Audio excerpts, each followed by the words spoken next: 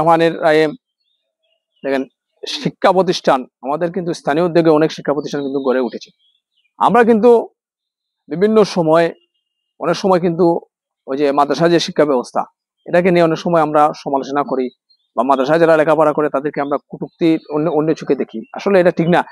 কোনো শিক্ষাকে কিন্তু অবহেলা করার সুযোগ নাই।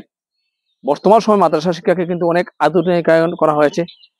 বিশেষ করে একটা জিনিস বলবো, দেখেন অনেকে কিন্তু ওই যে মাদ্রাসা ইত্যাদি পর্যন্ত মাদ্রাসায় পড়ে কিন্তু অনেকে কিন্তু দেখা গেছে শিক্ষা ক্ষেত্রে গুরুত্বপূর্ণ ভূমিকা রেখেছে।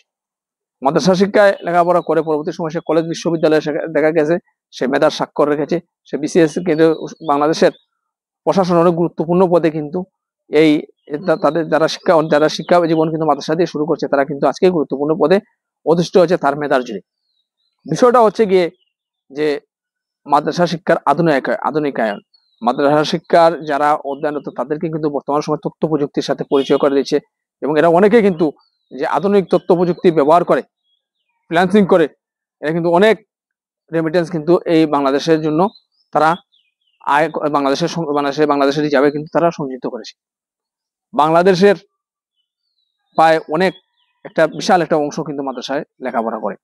আমাদের উচিত তাদেরকে অবহেলা করার সুযোগ নেই, তাদেরকে সম্মানের চোখে দেখা উচিত।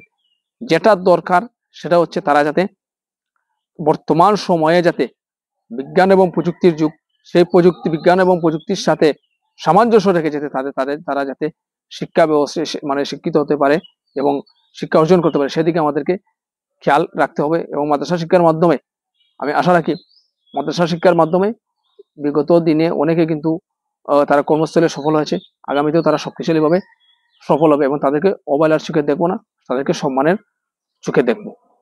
ধন্যবাদ সবাইকে।